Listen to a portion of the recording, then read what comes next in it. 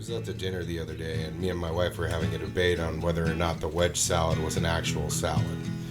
Of course it's a salad, I said. She said it was a lazy salad. It's like the chef just stopped. It's more of a vehicle for blue cheese dressing and bacon and tomatoes. And, iceberg is... Hey everybody, it's Dan. Welcome to another episode of Bay Area Mukbang. I'm here with my good friend, Manuel Bonilla from Palmetto Restaurant and just a ton of other Bay Area institution restaurants. A wonderful dude.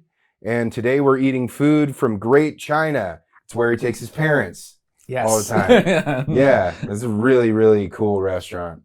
And the food looks amazing. They're very nice too. No, they're super nice. Yeah, and they have, like, their wine program too. It's insane. I didn't get to check out that because I was there on it's crazy. Yeah. Did they do tea service there too? They do. I don't think I've ever ordered any tea like that was like crazy off the menu, just like their house tea. But it looked like they had some pretty damn fine oolong. So yeah, it was good. But we're here and we're gonna eat some food in front of you, and we're gonna talk while we eat it. So you maybe can give us a little bit of background on what you're doing right now, like what restaurant, or you work at Palmetto. So I'm at Palmetto. We've been open for we're gonna come up on our third year. That's crazy. We opened up during the pandemic, which was like insane. Yeah. And I remember like news coming out and like, oh, you guys are doing this, right? You guys are stupid. Yeah. And we did it for a couple of months, closed down for a couple of months, and then came back full effect, and it's we're just doing it right now. Like I don't know, like the food that I'm doing right there is kind of just a play on stuff that I ate growing up. Like nothing. I wanted to make it very approachable. Yeah. I wanted to be that like type of restaurant where you can like come in, not be super intimidated by reading the menu and like throw a bunch of words your way that you don't know. Yeah. Like totally. So like I just like made it read in a way that it can be approachable, but at the same time let's put like a lot of fucking flavor in it. Oh, dude, there's so much flavor in your food. Yeah. And I really do agree. Like anybody can walk in there and just be like, oh shit, there's a really great appetizer that I can get, like some Brussels sprouts. And then like for the guy that's just all like, I just want a steak. Yeah. It's like, you got that. Yeah. Like nobody can be like, it's very accessible. Unless you don't eat garlic and onions, and then you're fucked because it's in everything. It's in everything anyways. Yeah, anything good starts with garlic and onions. I don't want to hang out with anybody who doesn't like garlic and onions. Just putting that out there, world. Yeah, don't Unless trust you're those allergic people. to it. I'm trying to be sympathetic to that. But if you're not, then fuck off. Yeah. So we got food from Great China, like I said. So why'd you pick this? This became one of my favorite restaurants, like in the probably last year. Like I've always heard about it, but I've never gone. And then I went and I was fucking hooked. Like just the level of cookery that they're doing and like the attention to detail, and it is on like the pricier side, but it's totally fucking worth it because what you're getting is like top notch shit. Like no, it's absolutely. so good. Dude, this is prime time Saturday night. Yeah. We're going out to dinner right now. This is like, we're not doing anything after. This is it. This is the main event right here. Yeah, absolutely. And we can start serving ourselves. Oh yeah, too. like I'm gonna start making some fucking little ducks in. We got the Peking duck. Oh. Hell yeah. So what's your driving philosophy behind like what you do or how you like approach your food? Basically, like, being a cook, a chef, I think it takes a lot of time just like to kind of like find your voice. Yeah.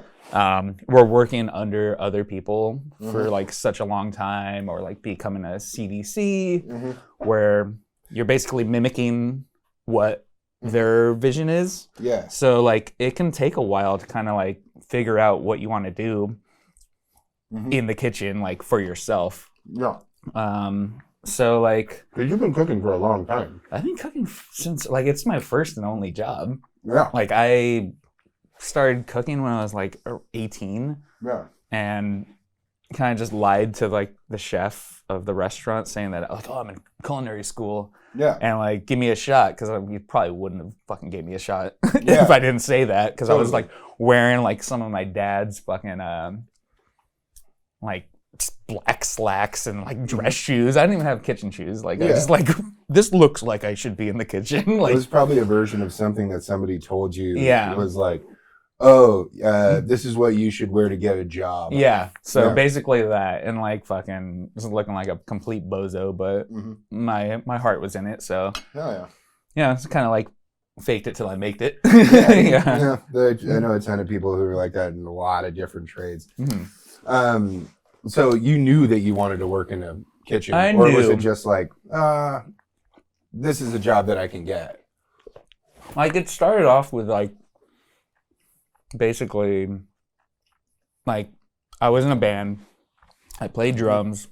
That was my fucking life. Like I loved it. Like that's all I wanted to do, was just play shows, go on tour, playing punk music with my friends. And cooking was kind of like, oh, okay, this is a job I can get where I can like, work lunch somewhere and get off by 5, go play a show at fucking 9 o'clock, and then just kind of keep that going. Yeah. And it's super lax, because like, being a cook is kind of like being a rock star too, where it's just like, okay, we're just kind of like doing our thing and like nothing really matters. Yeah. But yeah, so like. But it seems like one of those things that people like romanticize like that, but then when you like, because you've made it to a very high level, like you are one of the best chefs in the Bay Area. As far as I'm concerned, what you do is amazing. But if you're going into it kind of with like, oh, it's kind of lax, it's like you're not going to get anything, or you're not going to really get anywhere. You can do the job. Yeah. But like, who is the person that really like turned you on to that? Like really was just like, it hit the brakes? Or was it the job experience where we were like, oh, this is awesome, I'm going to just keep on going, and I love learning this? I feel like my biggest like influence, I feel like where like it clicked for me was finding out about Komi. Yeah. Like I was already working in Oakland at this place called Bellanico, and I was like the sous chef there. Yeah. And that's when I kind of finally started like, oh, okay, there's like a lot that goes on in cooking, like rather than just like doing the thing and like getting off and getting drunk with your friends. And so it's like, was that like the experience that you had at Bellanico? It was like, we're cooking, we're partying, we're going to the bar every night. Yeah. And then it clicked where I was like, there is so much. Like I remember getting a bib gourmand at Bellanico. I have no clue what that was. And I was like, they were like, hey, we got a bib gourmand this year. And I was like, okay. Like Michelin?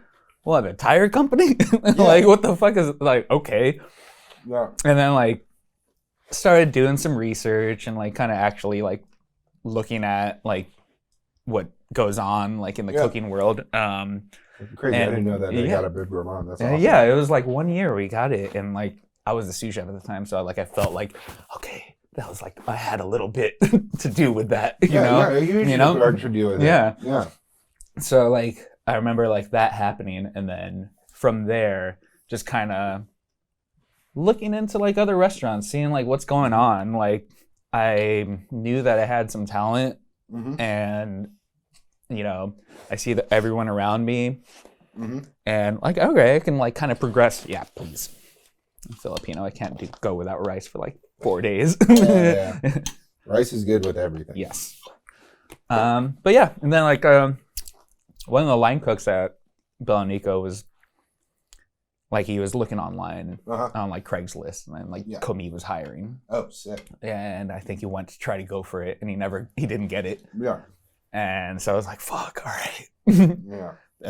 It's tough. Like, you know, like it's just like some hard shit to get into. And then from there, the GM at Bellanico Jason Friend, one of the homies. Fucking shout out to Jason Friend. Love that guy. It's good. We'll some leftovers. Yeah. He was the GM at Bellanico, and he was, at the same, that fool kind of turned me on to it too, because he was super into checking Eater every day and seeing what's going on, keeping his ear to the ground, what cool restaurants are happening. And that fool really turned me on to sick. Cuisine. Yeah. I was like, oh shit, this is something. Yeah, so you started going out on dining. Yeah, okay, let me go eat. Let me go eat shit that's gonna get me inspired and shit. And even then, I wasn't putting anything on the menu. I was still super scared. Yeah. Even though I was in a management position, but But at that point in any chef's career, that's putting out your art. It's oh, I don't know what they're gonna think. Super self-conscious. Yeah. This is, we've definitely talked about this before, but it's just the feeling of watching somebody take a bite of your food. Oh yeah. When I drop off sandwiches to the spot, and I'm just all you have to take a bite in front of me. But you get to do it from afar. You get to see somebody genuinely enjoy something that you created, and that's fucking awesome. That was a lot of really good information. So you brought up Bellanico, and but that obviously wasn't your first restaurant job. No. Was your first? You're from Pittsburgh, California. Yeah. Shout out Pittsburgh, P-World. P-World. Yeah. What was your first restaurant job? My first restaurant job was Left Bank. Left Bank. Roland Passot, an OG French chef from he has his spot in San Francisco. Oh, hi. And then he opened up some I don't even know how to pronounce this till this day, Brassiere or Brasserie. Brassiere. Yeah, he opened up some brassieres all around the bay. So there's one in Santana Row. Oh, sick. One in Larkspur, and there was one in Pleasant Hill. Nice. And I imagine if it has a name to it, it's it's not just going to get oh, I got a job at a cafe. Yeah. Or something like that. Or I was a barista for a second and I got into a kitchen. You went into a kitchen. I just went straight into a kitchen. Yeah. Oh, I just went straight up in. By lying about being in culinary school before I got into culinary school. But shit, I was about to go to the culinary school and Yeah. But so it was when you were in high school. Yeah, basically. I did a fucking half year of community college. I was this is bullshit. Yeah. This is not what I want to do. Exactly. But I remember just walking in there, knowing who that person was too. I just kind of did my research on it, and just I knew what I wanted. You want one of these? Yes, I'll take one of those. Yeah, you should eat that too. That's good. Yeah. You know what you want, Yeah, I feel that's something that's always been a part of me too, where I know what I want, so I'm gonna go for it, and I have these little goals that I'm stepping to each time, and And I think that's something about your food as well. When I see you post a new dish or something that you're working on or something like that, it's a very, very thoughtful next step, which is cool, and it's just every single one is leveling up. Yeah. Which is great. Definitely, yeah. Slow burn is the best thing. Because I know that it's hard, especially nowadays with Instagram and shit. Everyone's just trying to fucking one up each other every fucking day, even though it's something that you probably won't even find on the menu. Yeah. Well, it seems to me start eating. Let's get some food going, dude. It seems to me that everybody who is constantly just posting it and posting it and posting it isn't getting to they're not really concentrating on that. They're concentrating on what it makes them look like. But you are just specifically just going in on the food. I'm gonna make this, and I'm not gonna tell anybody that I'm making it on the way. It's just gonna be I've never seen you put, or as far as social media goes, post half a dish this is something I'm working on. It's just no, fuck, this is it. Yeah. this is it, and you're gonna want to eat it, and you should come to Palmetto and eat it. Across the street from the Fox Theater in Oakland. Come through. It's great. So that brings me to talking about like working in Oakland, working in downtown Oakland, because you have a lot of experience working in downtown Oakland. Mm-hmm. And I've lived in downtown Oakland. I've worked in downtown Oakland for a long time, and it's fucking crazy. So when you were working at Hawker Fair, it was a wild time. And so I've looked up, like through my research, looking up like, articles online. I came across one about like a bin fire that closed Hawker Fair for a couple days or something like that. And there are some wacky articles that like, I don't know, they probably like attached your name to it. Okay. But that bin fire and like I just like outages and being in downtown Oakland during uprisings and protests and everything like that, and just working through it. Like how does that make you feel? I haven't been a part of that over the years when you think about it. It's like a Forrest Gump situation. You know what I mean? Like you're just like, you think about like what was happening in that time, and like we were just in there. Like I remember like seeing like buses, like cop buses, like parked on our street, waiting to fucking arrest a bunch of people if they came our way. And it was crazy because it's like you're like, we're a business and we want to make money and like fucking capitalism, but at the same time, it's like it was like a lot of conflict too, because like I feel like I'm like some working class dude. Yeah. Like I'm a working class chef. I'm just kind of doing my thing. And I felt for everyone that was like out there. Like I want to be out there. Yeah. I'm at work right now and I have rent to pay. I have to do. I have to do. But like I'm still like on that side too, where like I can easily be out there. Yeah, and it's funny that you bring up being like a working class chef or just being in the working class, and because you're so close to like opulence all the time. Especially when you make it to a certain level, when people are regularly coming, like the regulars that come into Palmetto, and they're like, I'm gonna get that my weekly ribeye. Yeah, right. It's kind of crazy. Like it always kind of like flabbergasts me, like when I think about it, because I don't think about it. For the most part, until like I'm like doing menu changes on the computer. I'm like, I'm charging $50 for a steak. I'm like, what the fuck? I have to. Like, we need to keep this business afloat, and this is how much everything costs. So like, there's a little guilt there too, because like I know like I'd much rather be cooking for like my friends or just like people that don't have it. So like, which also like makes me feel like, I don't know, like maybe there's something I can do. Like, Well, it seems to me like at its core, like you do that anyway. Like you love your food and it comes through, but it's just so funny. Like when you do a certain trade and you cross over into that portion, but you've just been like serving food to like regular ass people in Pittsburgh, Nah, it's crazy. Like I remember just like even like working at Comey and like people would be like regulars. I'm like, shit, man, that's fucking $195 like a head, and you're coming here with your 3-year-old, and they're eating the food too. And it's like, man, this is crazy. Like the people that I meet that are like chefs for billionaires.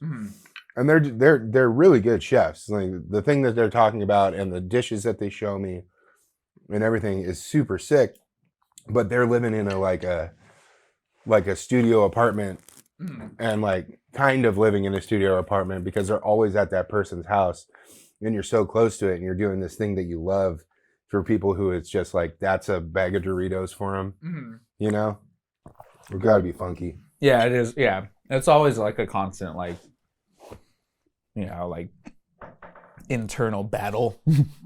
I'm like, all right, all these fools have money. I'm like against that shit too, like in the core of my like punk rock self.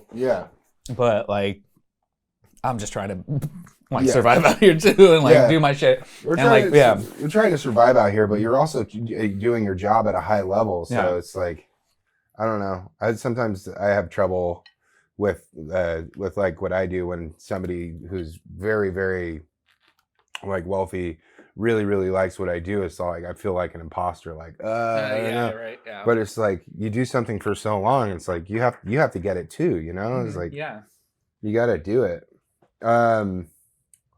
So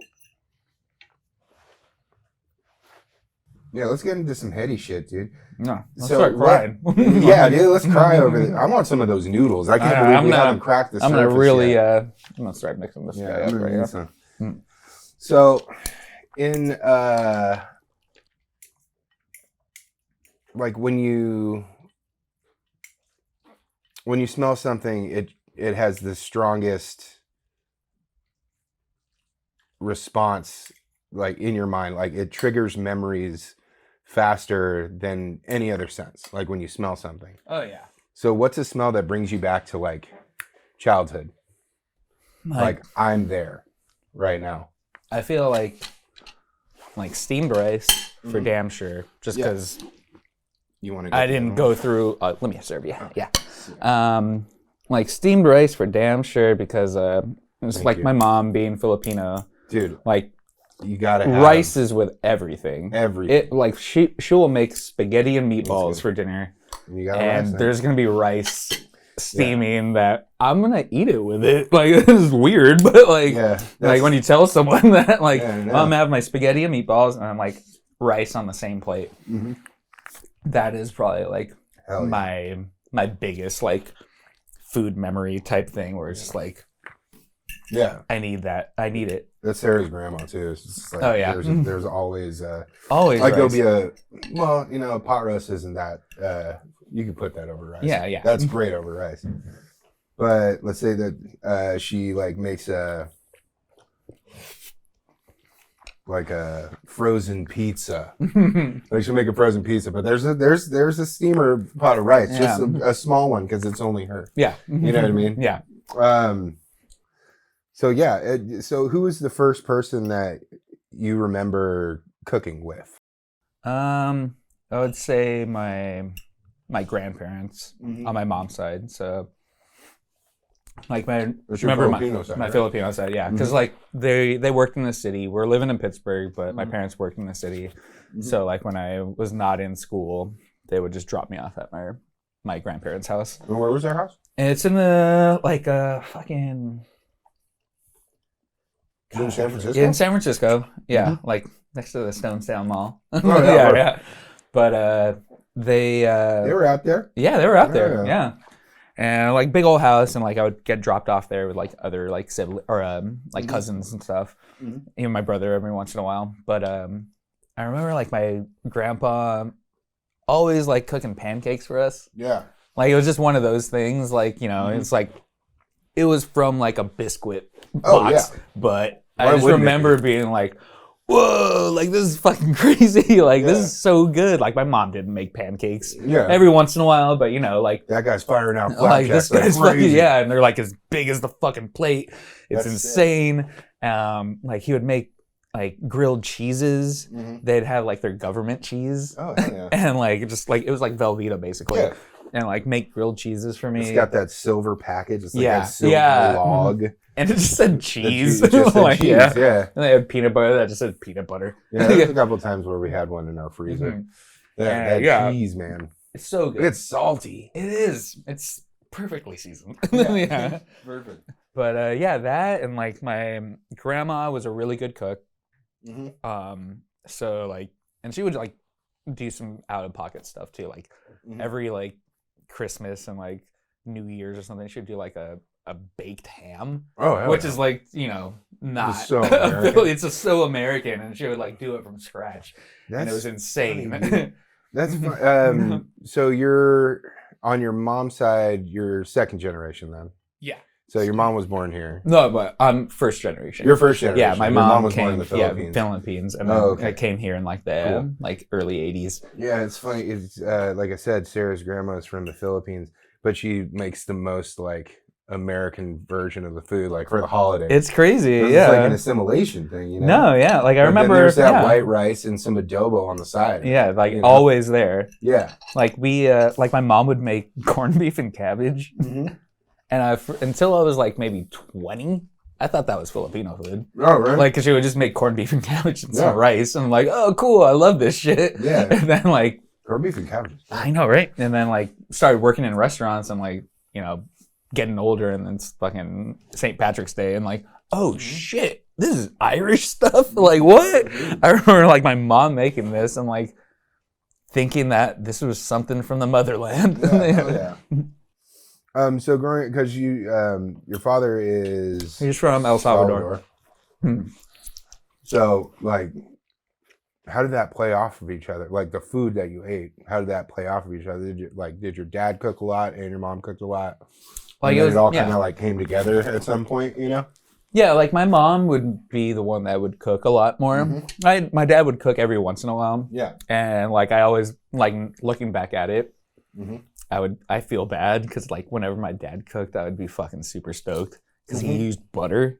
Oh yeah. And like salt. Like he would make rice like my mom did, but throw like a fucking spoonful of butter in the rice. And I just remember like that being when I was a kid, like, oh shit, butter is delicious. Like this shit is fucking dope. Like this makes everything better. That's wild to me because everything I ate, I don't remember my life without butter because my grandma's from Texas. Oh, okay. Yeah. So it was just butter on butter on butter, and it was crazy. You know what I mean? Like you make a nice healthy, which reminds me I should eat a vegetable. Oh yes. Should eat something green. There's meat in that. Yeah, there is pork in that. But whatever. Whatever, it's a vegetable. She would just like get down on so much butter. She would make steamed broccoli, which is healthy, and then put like garlic salt and lemon pepper and butter. So it's delicious, but it just wasn't that healthy. So since we're talking about our childhoods as well, who's your like the first TV chef that you? Our boy, Martin Yan, dude. Yeah. Shout out Martin Yan. You're the best chef on the planet. Those knife skills are insane, dude. Smashing the garlic. That was fucking cool. Like it was like when I was a kid too, so I don't even know why I was watching it. Yeah. I just come home like from school, like fucking third, fourth grade, and like fucking KQED. It was always on at like 3 p.m. Yeah. Like that was a huge one. Like just because he was so entertaining too. Yeah. Like it just like made you happy watching him. Oh yeah. And it's like how he would be like super enthusiastic and like making food, and then there would be like a cut scene of like him like in Chinatown going shopping or like talking to like the vendors or like at another restaurant and talking to that chef, and like it just seems so cool. Like yeah, that's funny that you bring that up because I don't really remember any other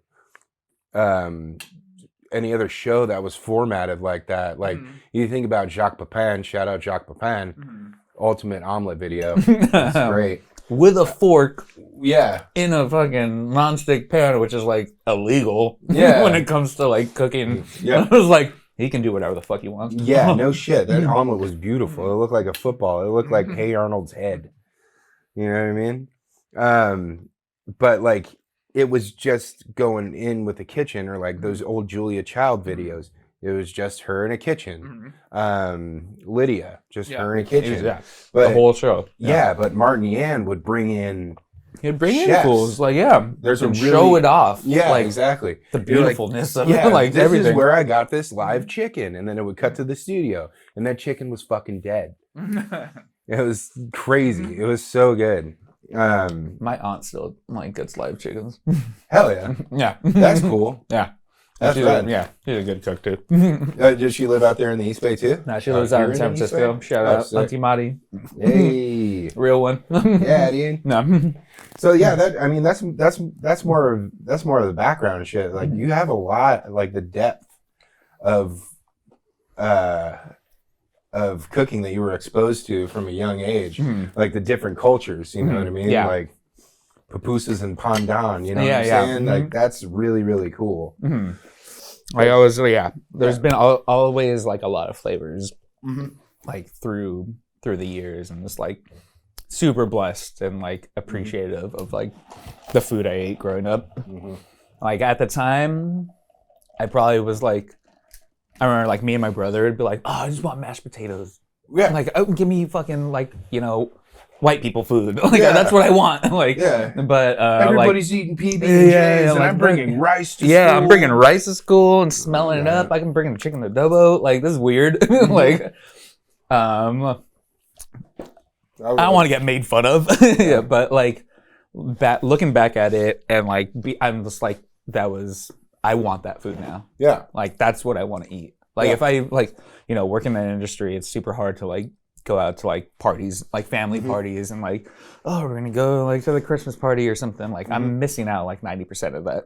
Yeah. But, like, when I do show up, I want Filipino food. Yeah. I want Salvadorian food. Like, I want that shit that, like, I kind of shunned as a kid. Yeah. But, like, now I'm just like, fuck. That's what I want. I want to eat it. I want all the best versions of it from like my fucking family. But I think we're around the same age, so this is a time when American schools were just like pushing, like, you got Pizza Hut at your school, and this is what you should be eating. But then there was that kid who like had their lunch. Yeah. And it was like, from whatever, I remember there was this kid that was from Russia, and he always had Russian food, and he would look at the cheeseburgers like, I want to get that, but I can't come home. Like, I can't come home. And it was just like, now I'm thinking about it, and it's like, that motherfucker was eating pilmeni and sour cream at lunch, and I craved that shit. I know, right? And that would have been so dope, you know?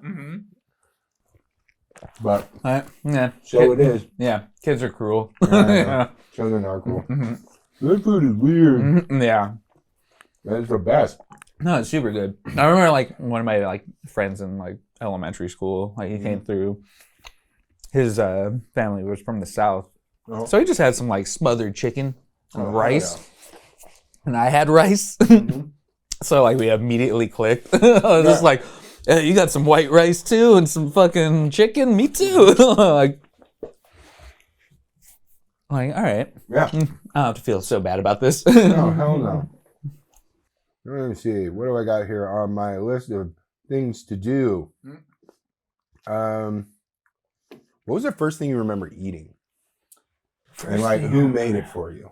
I think about that. Man, first thing I remember eating? Yeah. Fuck. Get in there, baby. Yeah, let me get into the memory banks right now. Yeah. Shit. Like I think my earliest memories were like when I was like 3, living in Daly City.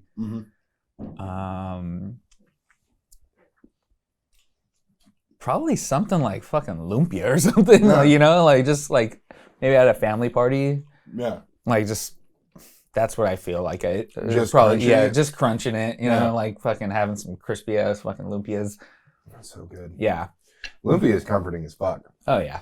The first time I ever had lumpia was at Palmetto Bowl. Where's that at? It's in San Mateo. It's right on the border of Belmont and San Mateo.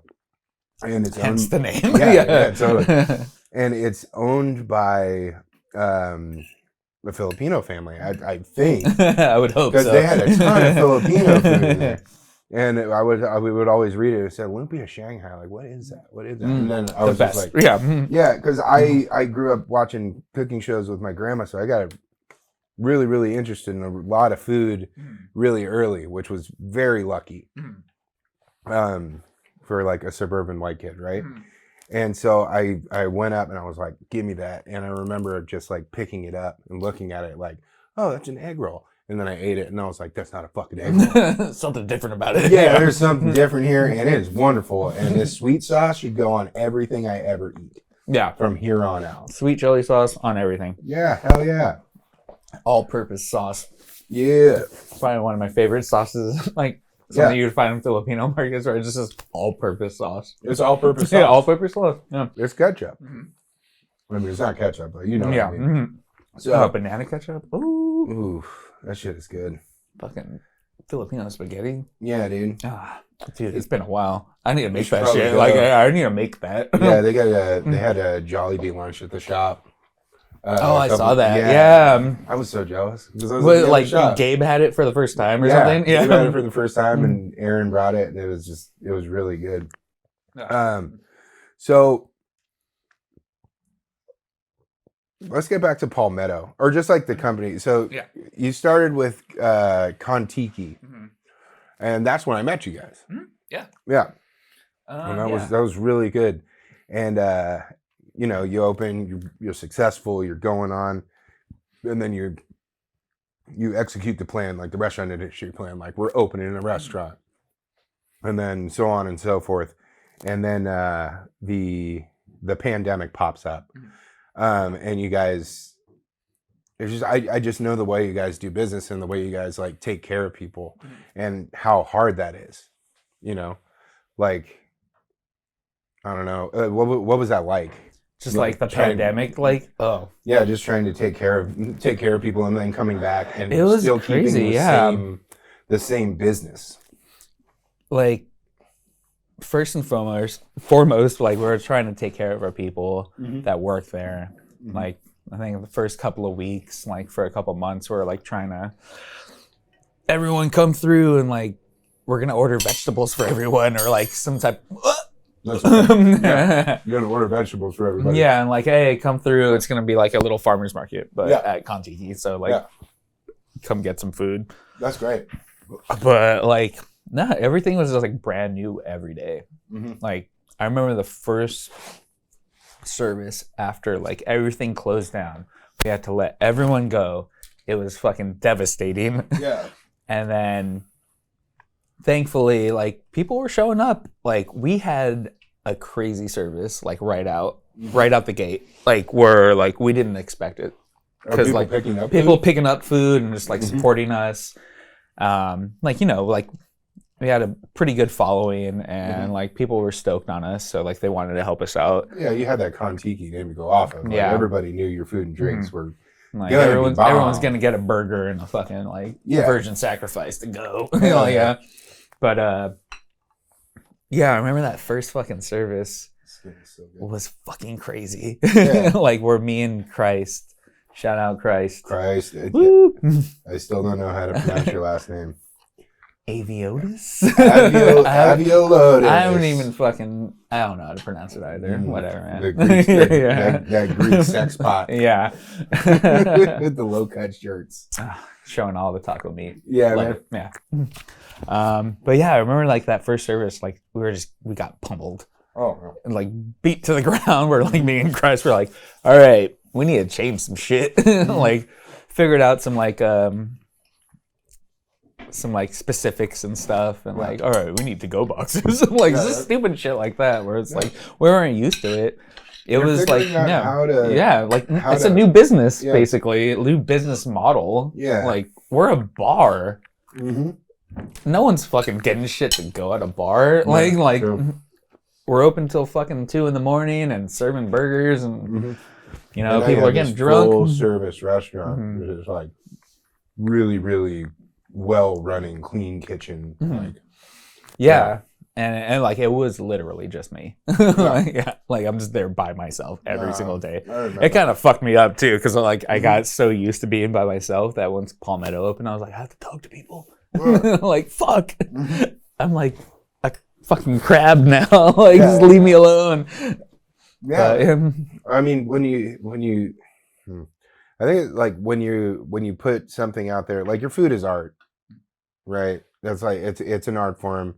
It's a way that you express yourself, right? And it's really easy to like get in there. So when you're just insulated for that long in your own kitchen, like having to bring other people into that, and then they're gonna just be your roommates now. Pretty much. And then they're like gonna be cooking the food that I've only been touching. Yeah. Like it's still like a mind fuck. It's like probably the hardest part of being a chef is just like knowing like what you want and what your like vision is, and then like trusting that other people are gonna do it just as much. Like, and I don't like, I never like think like, all right, you're not gonna love this as much as I do. Like it's a job. Like we're paying you to do a job. Like I'm not trying to fucking tell you to like make things the way I think or like love it the way that I'm thinking of it. Yeah. So like it's always tough. Like it's a strange feeling to like kind of put your trust into other people to like execute something that you have like in your head. Yeah. You know exactly how it should go out every time. Yeah. And I still work the line like fucking damn near 4 or 5 minutes a week. So Yeah, like I'm I know. still touching things too. So it's like, But you get the respect of the people around you. And your team is rad. yeah. Like a couple of those guys are friends of mine now. Like I've known Ray. Shout out Ray. Ray. For a real really one. long Yeah. time. But like when he was working at Like shit, yeah, he was What at was a it? lot of places. Like, yeah, yeah, it was he was at Stags. He was Stags. at, That's yeah, where yeah. I met him. Yeah, because it was still open when we opened the That shop. pastrami sandwich, man. Yeah. That shit was good. But the way that the reason I bring all this up, that we came to it, is like I really respect how you guys run your business, because as compared to other restaurants that I've seen, like the turnover is not as high. yeah, yeah. You know, like, and I'm that's super lucky about it. Yeah, no shit. yeah. But that's a reflection on how you treat people, Yeah. and like bringing them in and getting them cheap produce when the pandemic is going, like taking care of people. And I really, really respect what you do and what the company does, and it's fucking awesome. Thank you. See another like small business try to do that. Like, yeah, bring it forward, dude. It's Don't put it's it back. crazy. Yeah, like Yeah. it's like the industry it's toxic as shit. Yeah. You know, like people treat people like fucking shit all over this industry. But like I think I've never wanted to do that. Like obviously, like when I was first starting out, like you're that hashtag chef life type of shit where like I'm just like this fucking asshole. Like that's like partying and whatever. But like now that I'm actually in charge of a kitchen, and even like Hawker Fare, like I wanted to make things a lot better. Like I just feel like, okay, it doesn't have to be like this. No. I don't like these types of cooks that are like fucking super bro-y and like toxic and just everyone's beating each other down. Yeah, I Like- do like an onion tattoo or like a knife tattoo, but it's kind of become like a symbol. You know? I got mine. Hey. No. Yeah, but you're also next to the fucking Morton Salt Girl. Not a jawbreaker tattoo. Morton Salt Girl tattoo. Morton Salt Girl. Always getting twisted. Yeah. But also a lot of businesses around here that we like experience on the day-to-day, they really woke watch their shit, but they still treat people like shit. Yeah. No, there's a lot of people, yeah. Yeah, there's still a lot of people that are Like doing that. naming no names, but Yeah, like, no. you know, it's We still don't name names here, yeah. but you know who you know you are. You know you are treating people like crap. Like there's a lot of people that are like, yeah, there's a lot of chefs out there that are still kind of like trying to look good online, but you know, it's like it takes a lot of work. It's hard. It's hard to like change the game. Yeah. You know? Yeah. Especially when it's been like this for so long. It's fucking ingrained in us. Like Yeah, a no fucking chef, like French like brigade system. Yeah. Like it's just like something that we're all about. Yeah. It seems like anybody that's in your position right now, like you might be kind of the last to have experienced that type of kitchen, at least like around here. Definitely. You know? Like, yeah. And I that's think, that's a good thing, and maybe sometimes it's a bad thing because you actually have to keep people like you got to work. Yeah. It's like constant work. Yeah. Yeah. And it's hard. So like it's hard not to like resort to like that old school mentality. Yeah. But it needs to change. Yeah. So it's just one of those things that I'm like, you know what? It's going to be a little more work on my end, but I think it's worth it. Yeah. Like I don't want to work fucking 14-hour days anymore.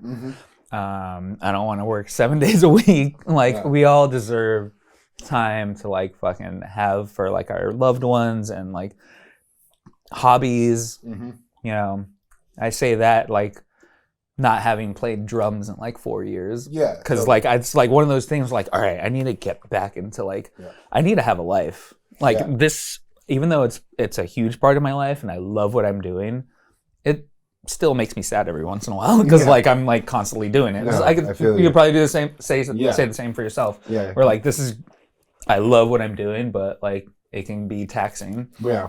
So, You really do get shell shocked. But you know, out of everything that you guys are doing, it's just it's really, really rad, and you will get back there. You will make the time. It's just that like we've gone through this extraordinary time and we fucking did it. And we're still open. We're still here. It's crazy. But I just we're coming up on time right now. And I really wanted to thank you for coming through and eating this great food with me, which is amazing. Great China. You should go there. Bring your parents. They'll be Bring your stoked. parents. Yeah.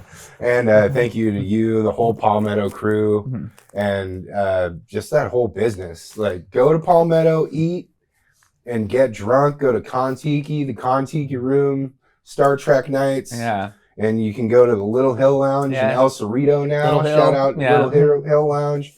And just like, thanks for being in like one of the ultimate like local from the Bay Area, East Bay dudes and great chefs. I really appreciate it. Thank you. Yeah. Thanks, man.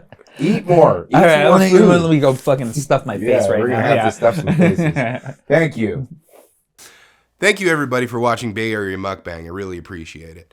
And please go out to your local bars, restaurants, and small businesses to spend your money in your neighborhood. Support the people that are around you, please.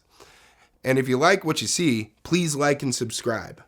Any suggestions for any future interviews that you'd like to see would be greatly appreciated, so put them in the comments. Thanks, and we'll see you next time.